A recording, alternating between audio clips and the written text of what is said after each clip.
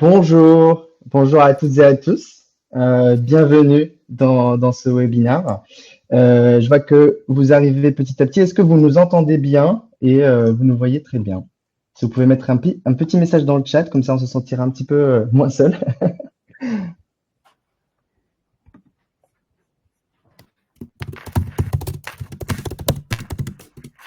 Super, Bonjour. merci beaucoup. Bonjour, bienvenue. On va attendre peut-être une toute petite minute le temps que les retardataires arrivent. En tout cas, bienvenue. On est très content d'être là avec Célica. On va parler de santé mentale. Donc, ce webinaire s'inscrit dans les semaines d'information sur la santé mentale qui ont commencé le 7 octobre et qui se finissent le 20 octobre. Un sujet qui, on peut le dire, est d'actualité. Puis l'année dernière, du coup, beaucoup de choses ont évolué sur le sujet. Et la semaine dernière, c'était également donc la journée mondiale de la santé mentale.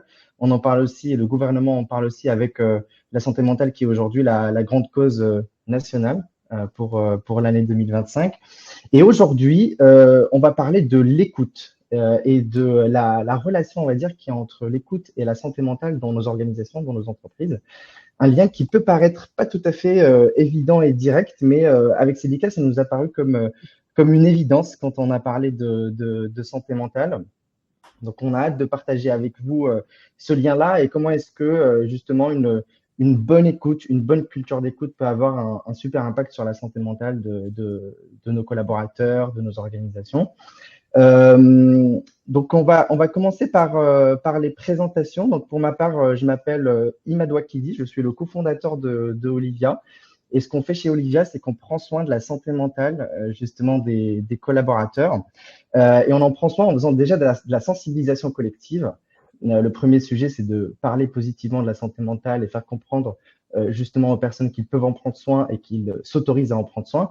Et le deuxième gros volet et le plus important, c'est l'accompagnement individuel, où on propose aux collaborateurs une application qui leur permet de suivre un accompagnement individuel avec un expert psychologue sur le sujet qui les intéresse. Aujourd'hui, on accompagne plus de 30 000 collaborateurs en France auprès de comptes comme EDF, comme Vinci, comme Air Liquide ou encore Saint-Gobain. Célica, tu te présentes? Oui, bonjour à tous et à toutes. Je m'appelle Célica Atelier, je suis un des fondateurs de Choose My Company, où je suis aussi Chief Research Officer et présidente de notre comité de mission.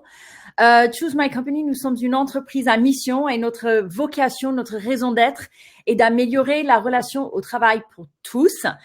Et quand on parle de tous, on parle de toutes les parties prenantes de ce lien qu'on a chacun entre ce que l'on fait, pourquoi on le fait, comment on le fait et où on le fait.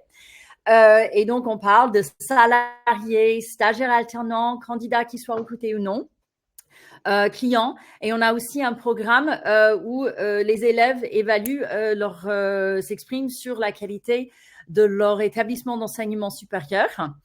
Et derrière toute cette grande mission se trouve justement le fait d'écouter.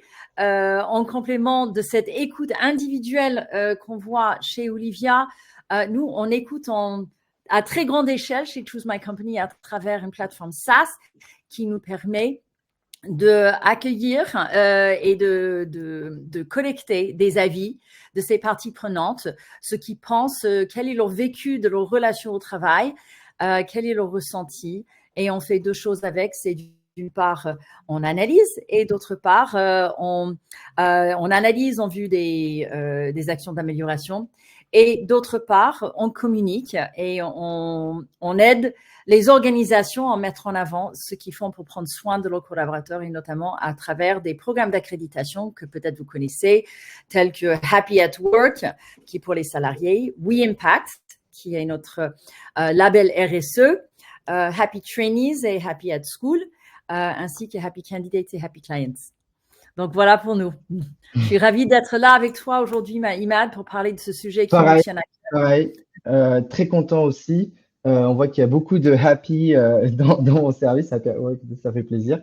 Effectivement, c'est un sujet. Alors, de quoi est-ce qu'on va parler aujourd'hui? Déjà, faire le lien entre la santé mentale et l'écoute en entreprise, qui, comme j'ai dit, peut ne pas paraître très évident, mais on va en parler un petit peu plus dans le détail. On va déjà définir la santé mentale et pourquoi est-ce qu'on parle beaucoup de santé mentale aujourd'hui.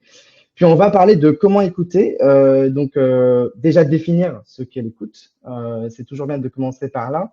Et puis ensuite parler de stratégies d'écoute aussi bien individuelle et collective, vous allez voir. Donc justement, enfin moi je vais me focaliser beaucoup sur cette écoute individuelle qu'on peut déployer en entreprise, et c'est le cas un petit peu plus sur cette écoute collective. Et puis ensuite, on va finir avec par où commencer, quelle stratégie de déploiement qui serait efficace et surtout humaine et qui permet d'englober vraiment l'ensemble de l'organisation, que ce soit le codir, les managers, le top management, mais aussi les collaborateurs. Donc déjà, quel lien entre santé mentale et écoute dans nos entreprises? En fait, aujourd'hui, beaucoup de notre temps est passé au travail, un tiers de notre temps, c'est quand même très conséquent. Et il se trouve que beaucoup d'entre nous aujourd'hui peuvent avoir des difficultés de stress, des difficultés relationnelles, etc. Et on se rend compte que finalement, ce qui constitue cet environnement de travail, c'est beaucoup, en fait, les relations interpersonnelles qu'il y a entre les gens. Et bien plus que jamais, en fait, aujourd'hui, le monde est dans une sorte de polarisation des débats où on a du mal justement à se mettre dans les chaussures ou les baskets de l'autre avec qui on travaille, que ce soit une entité, que ce soit notre collègue, que ce soit l'équipe d'à côté. Et donc, vu que la majorité de nos interactions, on va dire, en entreprise sont des interactions qui sont relationnelles, interpersonnelles, et ben l'écoute est au centre de ces interactions-là et c'est ce qui donne justement la capacité de créer des relations qui sont positives et justement une mauvaise écoute qui peut avoir un impact aussi négatif sur les personnes. Donc pourquoi est-ce qu'on parle de santé mentale déjà en fait et de quoi est-ce qu'on parle? Aujourd'hui, on a 2,5 millions de personnes qui sont en situation de burn-out avéré. Donc en France, ça fait à peu près un peu plus de 10% de la population active française, donc c'est énorme. Et on a 48% des salariés qui se sentent en détresse psychologique, donc un salarié sur deux qui s'est déclaré en détresse psychologique. Et ça donne en fait le premier motif d'arrêt maladie de longue durée, et c'est la première dépense de l'assurance maladie, bien au-delà des maladies aussi cardiovasculaires. Et donc, avec tous ces voyants-là et tous ces chiffres-là, derrière, seulement 15%, donc uniquement une personne sur 6, arrive à en parler, arrive à parler, on va dire, de son anxiété à son manager, et encore moins que ça, donc seulement 9% arrivent à en parler à leur RH. Et du coup, pourquoi est-ce que c'est si difficile d'en parler? Parce que bien que les choses avancent, bien que, comme on l'a dit, en fait, aujourd'hui, la santé mentale a été positionnée comme une grande cause nationale pour l'année 2025, ben, en fait, ça reste un petit peu tabou quand même. Et du coup, il y a des fausses croyances et les représentations, on va dire, collectives sont encore un petit peu négatives quand on parle de santé mentale. Donc, lorsqu'on en parle, les gens peuvent l'associer à de la maladie, à du burn-out. Lorsqu'on parle de psychologue, on peut parler uniquement de détresse. On a cette représentation où potentiellement on va voir le psychologue uniquement quand ça va très mal. Il y a cette séparation aussi qui est faite entre le boulot et la vie perso, où on doit laisser ses soucis perso en arrivant au boulot. C'est quasi impossible. On est une seule personne, on a une seule santé mentale. Et quand on passe la porte du bureau, on arrive aussi avec notre vécu, on va dire, personnel. Et je dois cacher mes vulnérabilités et mes faiblesses. Et ça, c'est un des points les plus, on va dire, un des freins les plus importants pour parler de sa propre santé mentale, pour en faire quelque chose de positif. C'est que les personnes en général peuvent avoir tendance à avoir peur de l'aveu de faiblesse, justement en parlant de leur vulnérabilité, en parlant de leurs incertitudes et en parlant de leurs doutes. Et pourtant, quand on regarde la définition de la santé mentale telle que la propose l'Organisation mondiale de la santé, ce qu'on voit, c'est que la santé mentale, déjà, en fait, c'est un état de bien-être. C'est pas un état de mal-être. Une bonne santé mentale, c'est un état de bien-être où chaque personne peut se réaliser et réaliser son potentiel, faire face aux difficultés normales de la vie et travailler de manière productive et aussi contribuer à la vie de sa communauté. Et dans cette santé, on va dire, qui est holistique, qui intègre aussi bien la partie personnelle que professionnelle, on peut gérer voilà, des problématiques de parentalité, de sommeil, de relations, on va dire, de couple, ou aussi des problématiques bien évidemment professionnelles, du stress, du relationnel, des relations conflictuelles, de la confiance en soi, la charge de travail, la charge mentale.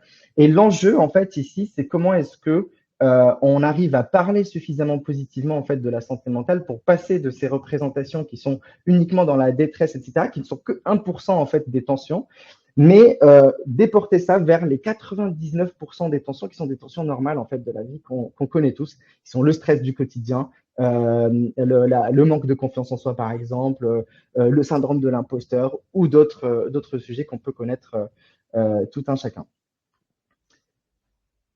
Et donc, quels sont les facteurs en fait qui expliquent ce constat qui peut être alarmant? Déjà, le premier en fait, c'est qu'il y a une accélération. Je pense que s'il y avait un seul terme, je pense qu'il y en a plusieurs, mais s'il y en avait un seul que je pourrais choisir aujourd'hui pour décrire un petit peu notre époque, c'est l'accélération. Tout va de plus en plus vite et les changements sont de plus en plus fréquents. Et ce qu'il faut savoir, c'est que le changement permanent est une source de stress. Donc, que ce soit les changements de process, le digital qui rentre dans notre quotidien au travail, les changements des méthodologies de travail, le travail hybride, etc. Donc, tous ces changements sont de plus en plus fréquents et de plus en plus nombreux dans la vie d'un être humain là aujourd'hui en 2024. Et donc, ça, c'est une source importante, on va dire, de questionnement, d'incertitude et de stress. Et il ne va pas sans dire que la sursollicitation numérique est aussi une cause. Donc aujourd'hui, on est toutes et tous en fait au quotidien connectés à des réseaux sociaux, mais aussi connectés à tous les outils qu'on utilise pour le travail, le chat d'entreprise, les emails, etc. Et donc ces sursollicitations-là ont un impact sur notre capacité à se concentrer. Aujourd'hui, figurez-vous que le temps de concentration, on va dire, moyen pour un humain aujourd'hui est de 9 secondes pour une première tâche. Donc, c'est juste une seconde de plus qu'un poisson rouge. Donc, en fait, ce niveau de concentration diminue depuis quelques décennies. Donc, et ça a un impact énorme, en fait, sur la capacité des gens à se sentir bien, à créer un état de focalisation, un état de flow, on va dire. Donc ça aussi, c'est une source, on va dire, de stress. Et également, bah, en fait, ces réseaux sociaux et cette sollicitation permanente, en fait, elle induit également de la comparaison permanente avec des vies qui sont idéalistes, etc. Notamment, on le voit dans les réseaux sociaux, hein, comme Instagram ou LinkedIn. Et donc, un individu aujourd'hui est déjà beaucoup plus exposé de par, en fait, sa participation dans ces réseaux, mais également dans cette comparaison-là qui n'est pas souvent très saine, avec voilà, des idéaux de vie qui ne montrent souvent que le positif. Et donc, ça vient aussi avoir un impact sur le quotidien de chacun d'entre nous. Et ensuite, on a l'incertitude. Et je pense qu'aujourd'hui, on est tous dans un moment voilà, d'incertitude, aussi bien dans nos organisations, puisqu'elles sont de plus en plus complexes, de plus en plus connectés. Donc aujourd'hui, en fait, en tant qu'équipe, on est connecté à 5-6 autres équipes, une entreprise qui est connectée à énormément d'autres entreprises, et puis des entreprises qui sont dans des organisations, on va dire, dans des gouvernements, qui sont également connectés. Donc tout ça, en fait, ça crée de la complexité qui fait que pour prendre une décision, il faut faire 50 réunions, et donc de l'incertitude sur comment est-ce qu'on prend une direction claire et comment est-ce qu'on est conforté et sécurisé dans un chemin qui nous permet d'avoir plus voilà, ce confort. Et donc là, il y a un besoin vraiment énorme. Ça va être difficile de changer ce côté systémique d'incertitude, puisque c'est le monde dans lequel on vit. Et par contre, il y a un besoin de savoir s'adapter, en fait, et d'apprendre à s'adapter à ce côté-là. Ensuite, bien évidemment, donc on a les crises économiques et géopolitiques qui sont aujourd'hui très fréquentes. Donc les crises économiques jusqu'à présent portées sur des cycles de 8 ans. aujourd'hui, elles sont beaucoup plus fréquentes. Tous les 2-3 ans, on a des fluctuations, pas des grosses crises, mais en tout cas des fluctuations économiques qui impactent le quotidien des gens. Et je dirais last but not least, ce qui est le point qui n'est pas des moindres, c'est le sens. Donc, en tant qu'être humain, on a besoin de sens dans notre vie. On a besoin que notre histoire puisse se raconter déjà à nous-mêmes et qu'on puisse la raconter aux autres. Et donc aujourd'hui, il va sans dire qu'il y a une perte de repères, notamment dans les modalités, par rapport aux modalités de travail qui sont de plus en plus éloignées de l'impact très concret que peuvent avoir les gens sur leur environnement ou sur la société. Sans parler aussi de l'isolement qui peut y avoir globalement, hein, aussi bien avec la dislocation familiale, mais aussi, on va dire, le zapping relationnel qui fait que, en fait, et en plus avec l'hyperconnexion qui fait que les personnes, bien qu'elles soient connectées, on va dire, de façon digitale ou numérique, manquent de relations humaines concrètes. Et donc ça vient impacter le sens aussi profondément du quotidien des gens. Et du coup, donc, lorsqu'on pose la question donc aux personnes qui se sentent en détresse d'où vient cette détresse-là, en fait, 84% de ces personnes associent ces détresses à l'environnement de travail. Sans surprise, puisque on passe beaucoup de notre temps en fait dans notre environnement de travail. Et donc, comme je l'ai dit tout à l'heure, en fait, le lien, c'est que dans cet environnement de travail, il est constitué de relations, de réunions, de compréhension, de directions claires communiquées par la direction ou pas, de managers qui écoutent pas. Donc, en fait, si on joue sur l'amélioration de ces relations interpersonnelles, et en fait, on peut impacter très positivement, très positivement la santé mentale des collaborateurs. Et l'écoute fait partie des outils fondamentaux pour impacter ça. Et donc là, Célica va nous parler de justement cette relation au travail en fait qui a changé. Oui, merci, merci Imad. Alors, donc, juste pour reprendre le fil, maintenant je vous propose, on va se plonger justement dans ce qui se passe au travail, au sein de cette relation au travail. La relation au travail, c'est une relation comme une autre, où il y a deux parties prenantes, le collaborateur et son organisation. Au cœur d'une relation, en général, il y a une recherche de lien ou d'harmonie. Et je vous propose déjà de voir comment est-ce que ces phénomènes dont vous a parlé Imad se manifestent au sein de l'univers du travail. Alors, chez Choose My Company, nous sommes au cœur de la data et je vais vous partager quelques chiffres qui viennent de notre dernière étude, Engagement et Impact. C'est une étude qui a été menée auprès de plus de 113 000 salariés en Europe. Et voilà ce qu'ils ont à nous dire sur l'état des lieux de leur relation au travail. Donc, les premiers chiffres, qu'est-ce qu'on mesure dans les grandes lignes dans cette étude chez Choose My Company? C'est l'engagement, c'est la motivation des collaborateurs au travail.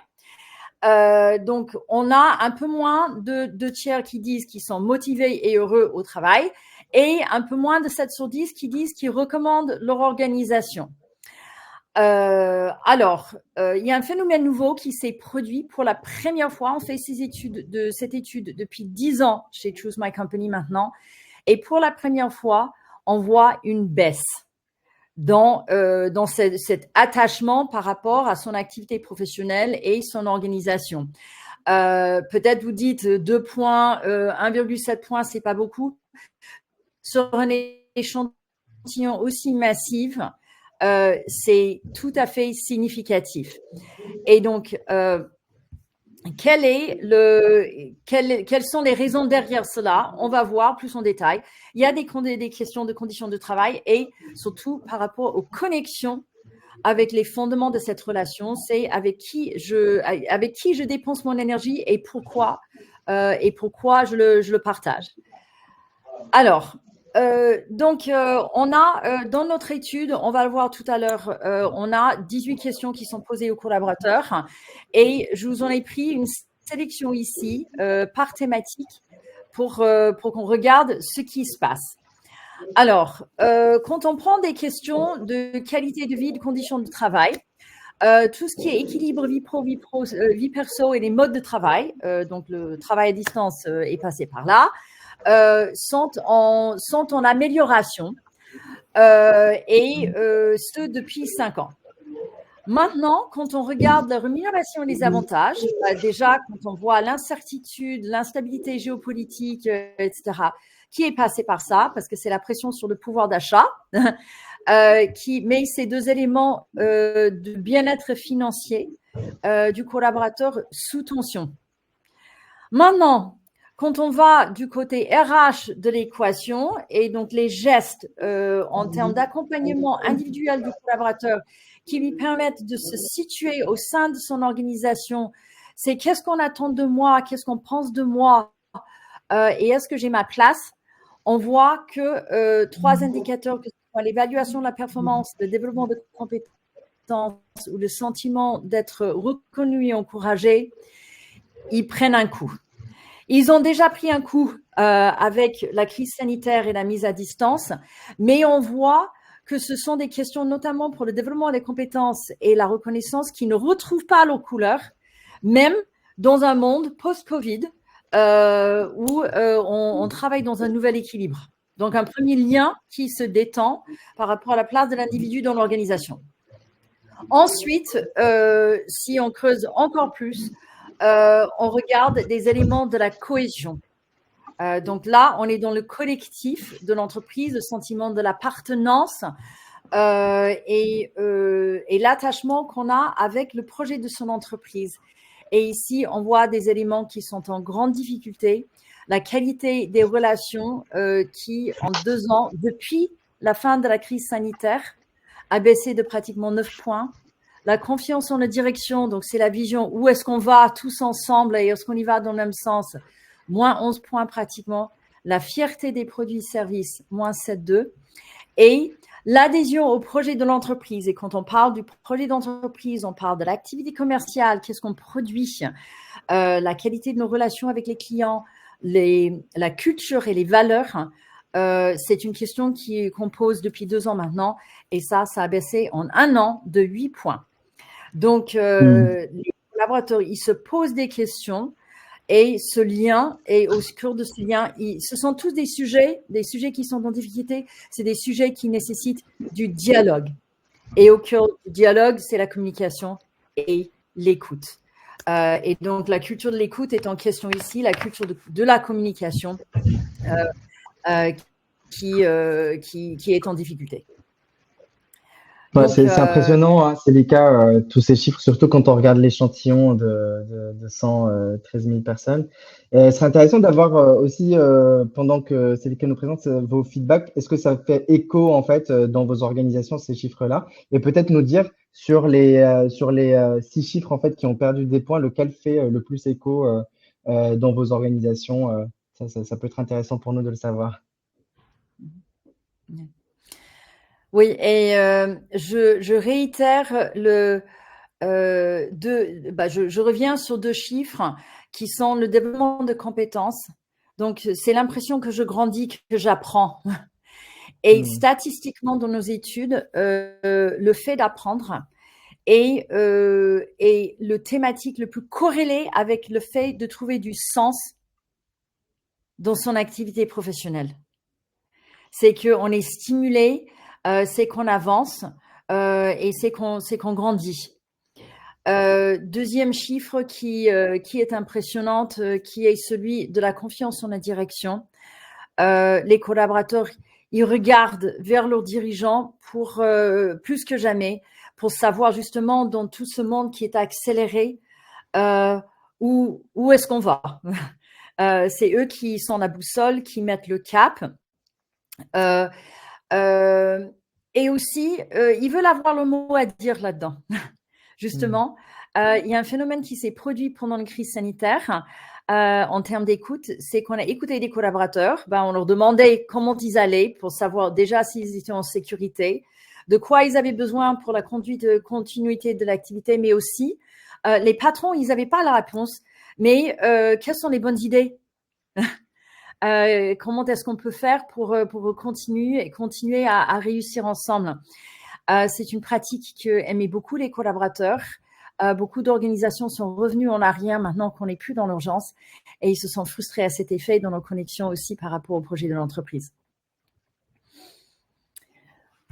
Donc voilà comment est-ce que ce phénomène de santé mentale et écoute résonne et impacte justement ce lien qu'on a avec son entreprise dans le monde du travail aujourd'hui. Alors, peut-être la question entre maintenant qu'on a établi la relation entre la santé mentale et l'écoute, la question se pose alors dans tout ça, dans ce monde accéléré qui change et avec un lien qui se distend, comment est-ce qu'on écoute? Et pour ce faire, je propose déjà un petit exercice qu'on partage avec Imad qui est de retourner au fondement et de demander en fait de quoi est-ce qu'on parle quand on parle d'écouter. Et ici, on est allé s'inspirer du côté de Carl Rogers qui nous parle de l'écoute active. Et c'est une définition de l'écoute active qui est très belle. L'écoute active est un acte psychologique, c'est-à-dire que ça touche le fondement de l'être humain. Ça touche son être, ça touche son ressenti, qui exige un engagement profond à comprendre l'autre, sans jugement ni interruption. Quand Imad a partagé cette définition avec moi, en fait, c'est quelque chose qui me touche particulièrement parce que je trouve que ça résonne bien sûr dans l'écoute. Je pense que c'est évident dans l'écoute individuelle quand vous avez deux personnes en face à face, mais ça vaut tout autant pour l'écoute quand on est dans un cadre collectif. Et chez Choose My Company, on prend ça très au sérieux. On essaie de l'appliquer au quotidien dans les outils justement qu'on met à disposition, à la fois des organisations pour générer ce dialogue, mais aussi dans les espaces d'expression qu'on crée pour les collaborateurs qu'on invite à donner leur avis et exprimer leur ressenti. Alors, chez Choose My Company, on a ce qu'on appelle une vision, on commence par une vision holistique de la relation au travail. Et quand on dit holistique, ça veut dire qu'on prend le collaborateur dans la globalité de son être, dans sa valeur intrinsèque, au-delà de sa valeur productive. C'est une vision de la relation au travail qui va au-delà du transactionnel, c'est-à-dire si tu fais ci, tu produis ci, je te donne ça, ou je tiens l'engagement que je te fournis les conditions qui te permettront de produire.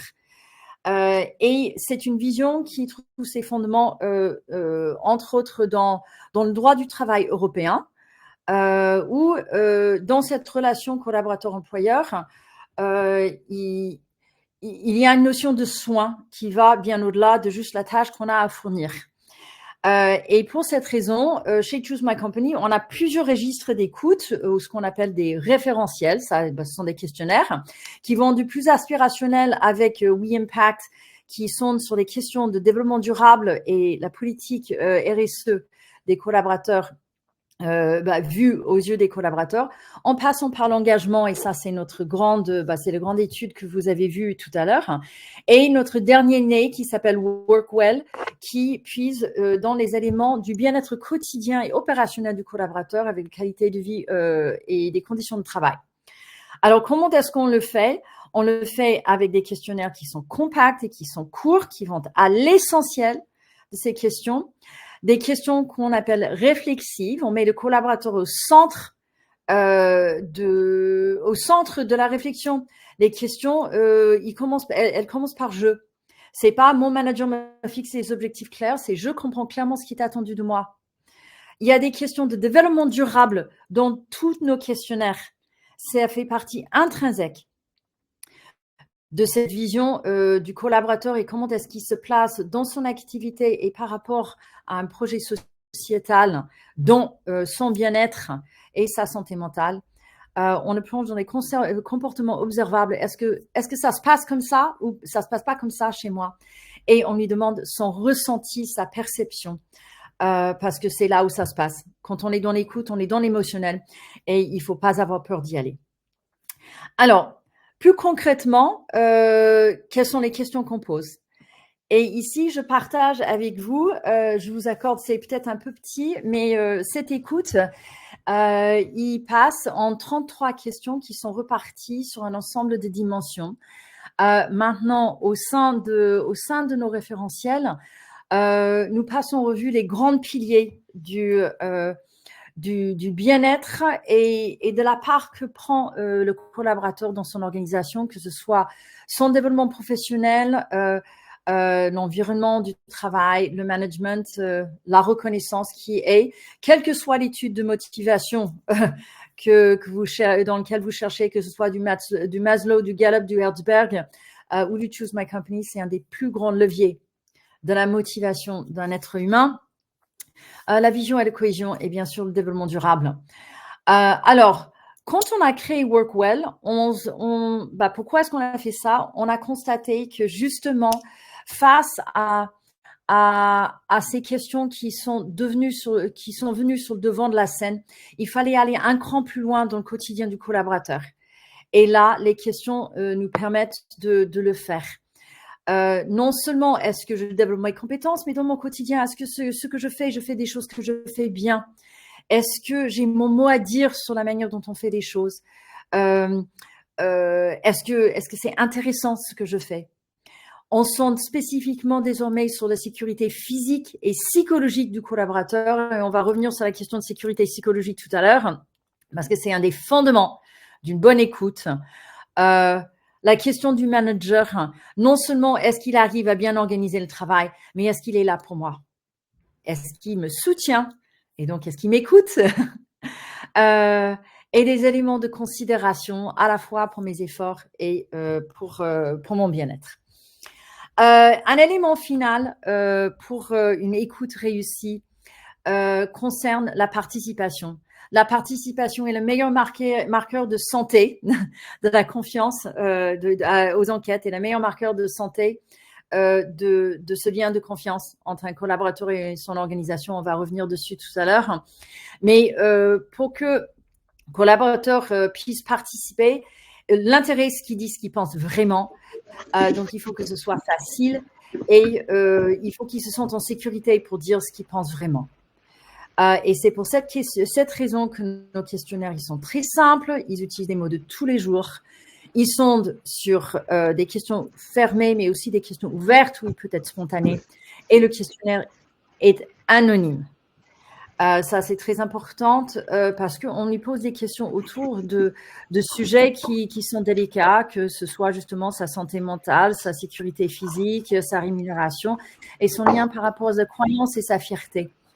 Et on veut qu'ils se sentent libres pour dire ce qu'ils pensent vraiment parce que c'est comme ça qu'on arrive à établir un vrai dialogue et à progresser ensemble. Donc, voilà, du côté collectif, le secret sauce qu'on met en œuvre chez Choose My Company pour justement aider, faciliter ce lien et cette écoute entre une organisation et ses collaborateurs. Alors, Imad, du côté individuel, quel en est le miroir? Ouais, en fait, pour faire le lien avec ce que tu disais, déjà pour écouter, il faut que les gens s'autorisent à parler en fait. Et pour qu'ils s'autorisent à parler, il faut qu'ils se sentent en sécurité. Et donc effectivement, je te rejoins complètement et je trouve que l'approche avec la confidentialité est l'approche qu'il faut avoir également pour avoir un maximum d'informations. Mais que fait-on en fait dans l'interaction individuelle entre un manager et un collaborateur, dans une réunion, dans des interactions avec des clients également? Comment est-ce qu'on crée cet environnement où les gens se sentent en sécurité de pouvoir parler? On l'a vu tout à l'heure, uniquement une personne sur 6 arrive à parler à son manager de son anxiété. Comment est-ce qu'on change la vision qu'ont les gens de ce qu'ils peuvent dire ou ne pas dire pour non seulement libérer la parole, mais pour faire des interactions aussi, des opportunités de croissance pour les équipes, mais aussi des opportunités de croissance pour les entreprises. Et la meilleure façon d'illustrer ça, je pense que c'est d'instaurer en fait une sécurité psychologique. Et pour parler un petit peu de ce concept, moi qui m'a fasciné le jour où je l'ai découvert, parce qu'effectivement c'est un fondamental en fait de l'écoute et c'est un prérequis. Pour en parler un petit peu, donc moi je pense souvent à nous qui allons au boulot et je me pose souvent la question, bah, qui va au boulot le matin en ayant hâte de paraître négatif, intrusif, ignorant, incompétent? Personne. Personne n'a envie de paraître négatif, intrusif, incompétent. Au contraire, nous, toutes et tous, en fait, on a envie d'aller au travail, paraître intelligent, positif, constructif, etc. Et pourtant, en fait, pour éviter de paraître incompétent, ignorant, c'est assez facile.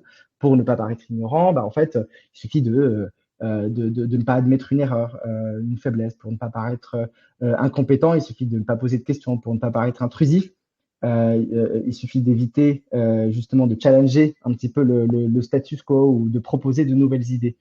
Et donc, en fait, on voit qu'on a été aussi dans notre système éducatif habitué à développer ce muscle-là. Donc, on a tous été dans cette situation où peut-être on peut être dans une conférence, voilà, avec beaucoup de personnes. Et puis là, il y a une question qui nous vient à l'esprit. Et du coup, on doute beaucoup de la poser. On se dit, bah, en fait, j'ai l'impression que personne ne se la pose, donc je la garde pour plus tard. Et le problème, quand il se passe ça, c'est que déjà, bah, en fait, les autres ne nous écoutent pas dans nos questionnements et qu'en plus, en fait, on loupe des opportunités d'apprentissage. En fait, c'est à chaque fois qu'une personne se retient de parler, on loupe une opportunité d'écoute, mais surtout une opportunité de croissance, d'innovation pour l'entreprise.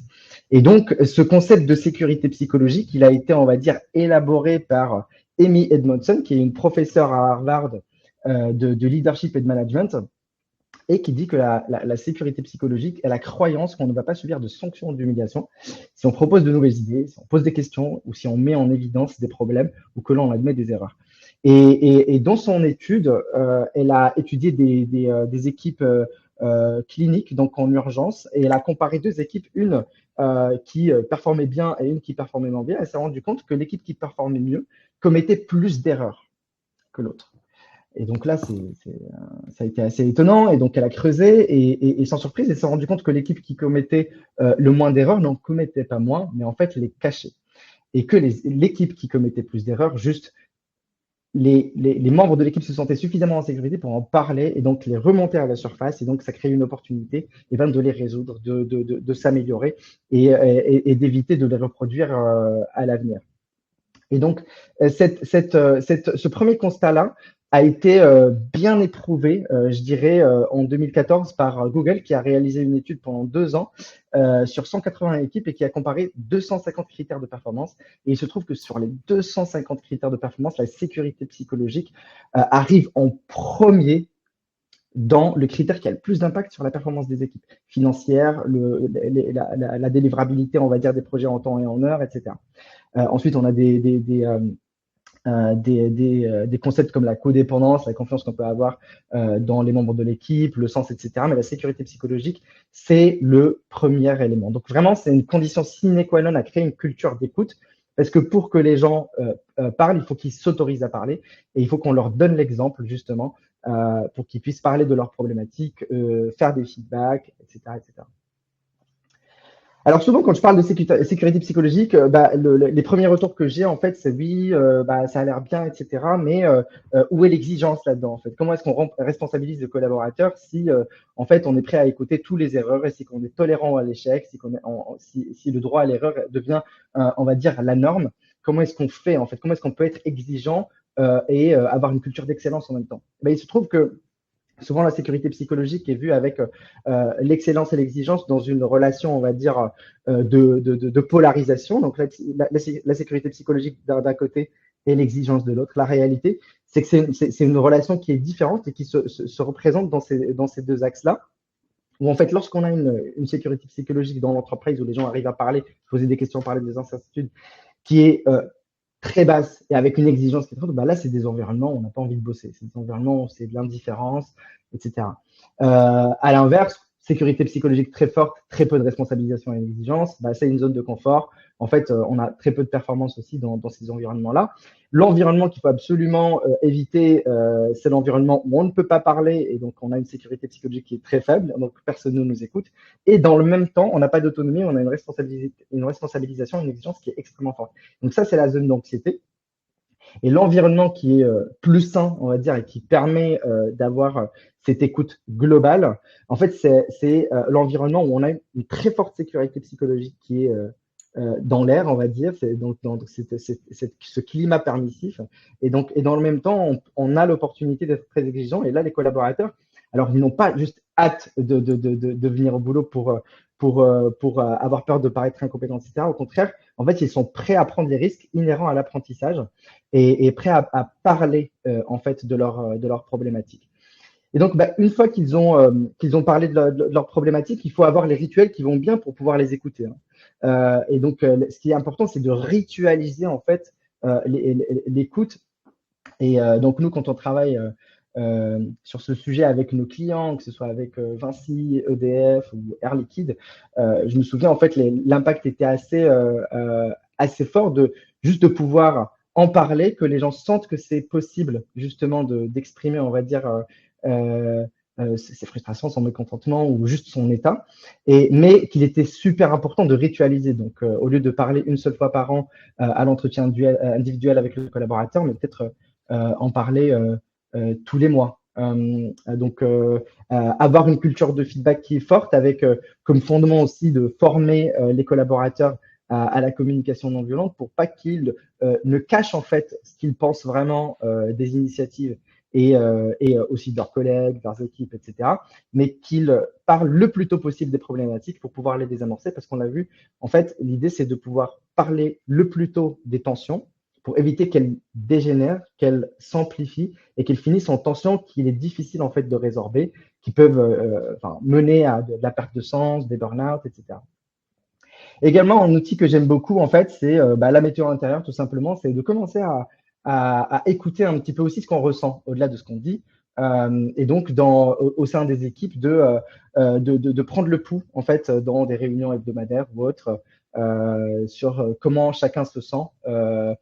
Et l'analogie de la météo, on va dire l'image de la météo, elle est super parce qu'elle permet aux personnes de communiquer un état sans le nommer, sans nommer tristesse ou angoisse ou autre, mais de communiquer juste une météo. Il pleut, il y a le soleil, etc. Bon, là, en l'occurrence, on en parlait tout à l'heure avec Célica aujourd'hui, il pleut autour de nous, mais le soleil est dans le cœur.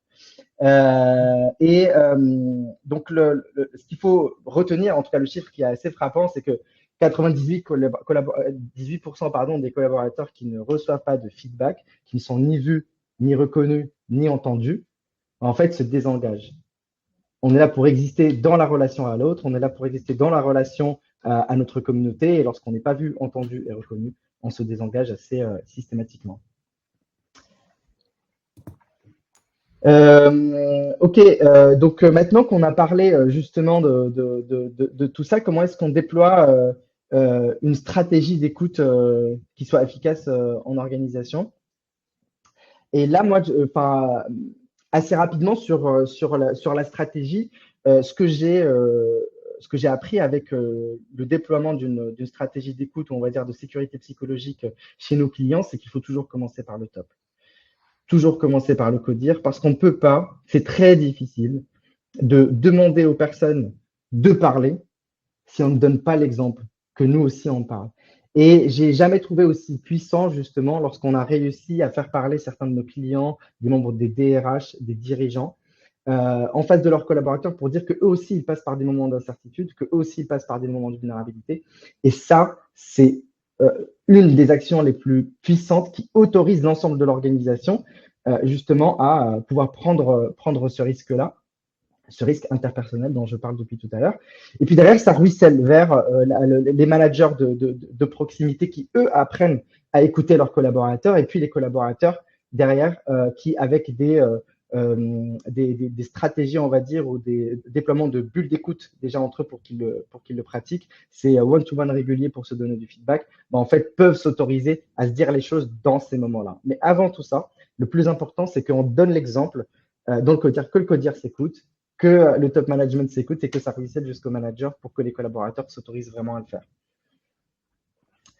Et nous, ce qu'on fait chez Olivia, donc c'est quelque chose auquel on croit aussi dans cette écoute individuelle, c'est la relation qu'on permet, cette bulle d'écoute qu'on peut créer pour le collaborateur, qui est importante et confidentielle, où il peut se livrer sur ses problématiques avec un psychologue. Aujourd'hui, on arrive à avoir 10 à 20% des collaborateurs de nos clients qui prennent un premier rendez-vous avec et initier un accompagnement avec un psychologue et l'impact de cette écoute-là, mais qui n'est pas que de l'écoute, puisque c'est aussi beaucoup de conseils pratiques et pragmatiques sur des situations vécues et assez phénoménal. Et donc, c'est ce que nous font comme retour nos clients. Donc, aussi bien de créer l'environnement pour que les gens puissent parler, mais il y a certaines choses que les gens ne vont pas pouvoir travailler en interaction individuelle et créer une bulle d'écoute en fait individuelle, c'est aussi quelque chose de très important pour ça.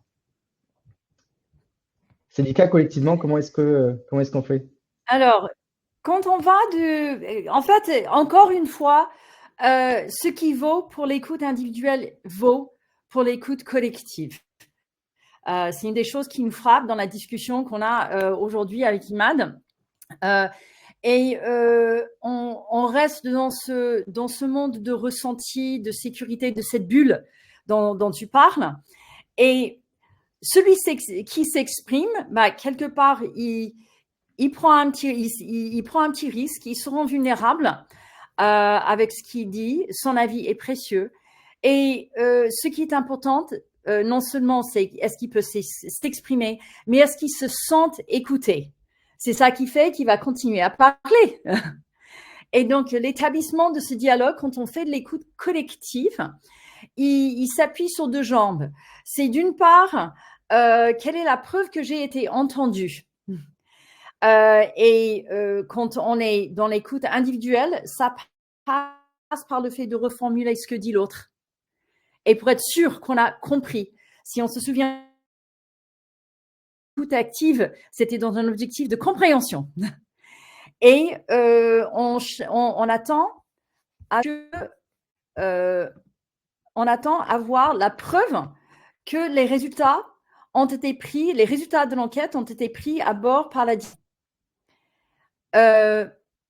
donc la preuve que j'ai été écoutée, c'est que les résultats de l'enquête ont été restitués sans phare.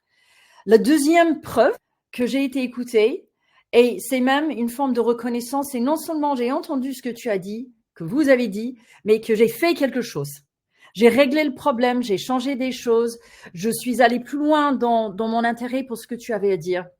Et donc, que la direction prenne des engagements clairs, met en place des pilotes pour de nouvelles manières de faire et qui gèrent activement le changement. Alors, tout à l'heure, Imad, tu as parlé de stratégie d'écoute, d'accord, de listening strategy. Et déjà, au niveau organisationnel, faut se poser la question de est-ce qu'on en a une? La démultiplication de questionnaires dans tous les sens et des tribunes pour donner son avis fait qu'on n'y voit pas toujours très clair et il peut y avoir une certaine lassitude même. Et donc, de bien construire une architecture de ce dialogue est très importante au niveau organisationnel. Donc, il faut poser les bonnes questions au bon moment avec des moyens qui rendent ça facile et sécurisé pour celui qui s'exprime. Donc, il y a des questions, pour être très concrète, il y a des questions qu'on va poser une fois par an qui sont de l'ordre du lien systémique entre le collaborateur et son organisation, son adhésion au niveau au projet de l'entreprise, la confiance en la direction, ce type de choses. Et ensuite, il y a des choses qui sont du relève de tous les jours. C'est est-ce que les objectifs de mon équipe sont clairs? Est-ce que je suis traitée avec respect dans mes échanges, etc. Deuxième étape de la fusée, c'est de se saisir des résultats avec son COMEX. À partir du moment où on ouvre cet acte d'écoute, on a une responsabilité morale de donner voix à ce qu'on dit des collaborateurs. La meilleure preuve que c'est en train de se passer, c'est non seulement que le COMEX regarde les résultats, mais ensuite, ils font un retour aux collaborateurs qui est transparent. Voilà ce qu'on a compris. Est-ce que c'est bien cela? Et ensuite, si on va dans cette dernière étape de la fusée qui est de agir, une des pièges dans lesquels tombent beaucoup d'organisations, c'est de prendre toutes les choses qui n'ont pas la note qu'elles veulent et ils essaient de agir dans tous les sens. Ça donne une impression de beaucoup d'efforts de l'organisation et peu d'efficacité au niveau des collaborateurs. Et quand on refait la prochaine écoute, en fait, tout le monde est déçu parce que ça ne ressort pas dans les résultats. Il vaut mieux prendre des priorités d'action qui sont peu nombreux, les rendre très visibles, dire on va faire ça et pas ça pour commencer, et ensuite d'associer les équipes aux solutions. C'est ceux qui vivent les problèmes qui ont souvent les clés pour bien les comprendre en profondeur et de trouver la bonne solution qui va changer la vie d'un maximum de personnes. Et donc, c'est faisant en ça qu'on crée un cercle vertueux qui établit confiance, sincérité et un dialogue utile. Et pour revenir à cette question de sécurité psychologique, c'est parce qu'on peut parler ouvertement, sans interruption, dans un objectif de compréhension et sans sanction, de ce qui va et ce qui ne va pas, qu'on arrive à trouver des vraies solutions, avoir un dialogue utile et être dans l'amélioration continue des organisations. Et donc, peut-être avant de passer aux dernières questions, tout simplement, être écouté, écouter ce qui c'est d'en prendre soin. Merci. Imad, Génial. je ne sais pas si tu as d'autres que tu voudrais rajouter par rapport à tout ce parcours qu'on s'est dessiné autour de l'écoute. Ouais. Non, je pense que c'est une bonne conclusion. Donc peut-être ce qu'il faut retenir en fait de ça, c'est que en fait il y a une écoute individuelle qui est essentielle et donc qui passe par aussi permettre déjà que les gens puissent parler, leur autoriser à dire des choses avec cette sécurité psychologique, le ritualiser, mais aussi écouter collectivement, comme l'a dit Célica, et puis surtout avoir une action derrière, parce que c'est ce que les gens vont en retenir, et ce qui va et j'aime beaucoup comment tu l'as dit, Célica, c'est pour reparler en fait, justement, il faut que je sente qu'il y a de l'action, et donc c'est ça qui va m'encourager à continuer à participer à ce processus, on va dire, d'écoute. Alors moi, je ne te vois plus, Célica. Je ne sais pas si c'est un problème de ta caméra. Non. Je ne sais pas si c'est le cas pour les autres participants. Mais en tout cas, voilà, j'espère que ça vous a été utile.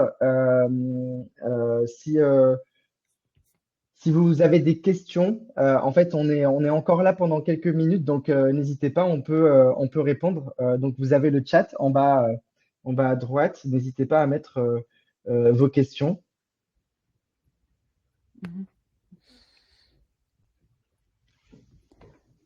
Merci Manon. Oui. Peut-être, Imad, on pourrait revenir rapidement sur cette question du droit à l'erreur. Parce que le droit à l'erreur, c'est non seulement l'impression que si quelque chose ne produit pas l'effet que j'attendais, que je ne serai pas sanctionnée, mais c'est aussi un entraînement à comment est-ce que je reçois en tant que manager quand les choses ne se passent pas comme prévu. Parce que c'est de ça dont on parle quand on parle de erreur ou d'échec. C'est que ça ne se passe pas comme prévu. Et pour toi, quel est le rôle du manager dans tout ça et la réussite de cette écoute? Parce que c'est la maillon de la chaîne entre l'organisation, entre le projet de l'organisation et le vécu du collaborateur qui est essentiel dans Ouais, c'est une très bonne question. Je dirais que le point fondamental là-dedans, c'est à chaque fois qu'il y a une problématique, de ne pas chercher le responsable et de ne pas pointer les personnes tout de suite, en fait. Même si, en fait, à la surface, en fait, une personne peut être directement responsable de quelque chose qui ne s'est pas passé comme prévu, mais d'avoir vraiment une vision à chaque fois systémique, où dire, OK, dans notre organisation, en tant que collectif, en tant qu'équipe, etc., qu'est-ce qui, dans nos façons de faire, qu'est-ce qui, dans notre système, qu'est-ce qu'on doit modifier pour éviter ce genre d'erreur. Et je dirais, pour encourager les personnes à pouvoir encore une fois remonter ces erreurs, c'est de pouvoir avoir cette vision systémique d'abord et puis derrière, après, rentrer dans le détail de qu'est-ce qui s'est passé, pourquoi pas pour analyser. Et la deuxième étape, en fait, c'est d'en faire vraiment une opportunité d'apprentissage et que les gens comprennent qu'à chaque fois qu'une erreur est connue, est reconnue, finalement, bah, on change la façon dont on fonctionne et qu'il y a des actions concrètes qui sont prises en compte. Donc, je dirais de la part du manager, c'est bah, de tendre l'oreille, de ne pas interrompre, mais surtout aussi d'apporter cette vision systémique et de process en fait sur l'erreur qui est commise. Oui, oui. Et ce que tu dis, ne pas interrompre, c'est clé pour pouvoir avancer ensemble en confiance. Il faut que chacun puisse dire la totalité de ce qui se passe. Ce qui marche pas, ce que ça lui fait, pourquoi ça l'empêche d'avoir le résultat qu'il veut. Et si on est dans une culture où les personnes sont interrompues, critiquées, ils vont pas aller jusqu'au bout de ce qu'ils ont à dire.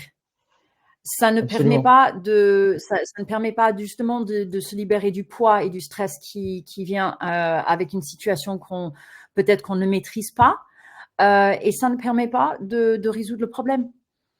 À la fin, c'est une notion il y a des notions de libre arbitre et d'être en contrôle de ce qui se passe, qui justement, pour boucler la boucle avec la santé mentale, qui permet à chacun de se sentir mieux.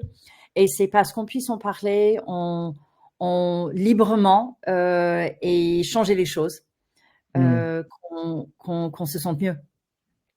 Absolument, absolument. Bah si vous n'avez pas de questions, je pense qu'on va pouvoir s'arrêter là. En tout cas, merci infiniment d'être venu participer à ce webinaire. On était très content de partager ce sujet avec Celica. Et puis, si jamais ce sujet de l'écoute, de la sécurité psychologique, de l'écoute collective, l'écoute individuelle vous passionne, n'hésitez pas à rentrer en contact avec nous et on pourra en discuter avec grand plaisir. Donc, pour celles et ceux d'entre vous en fait qui n'ont pas encore mangé, je vous souhaite bon appétit et pour les autres, bon après-midi. Merci beaucoup. Merci.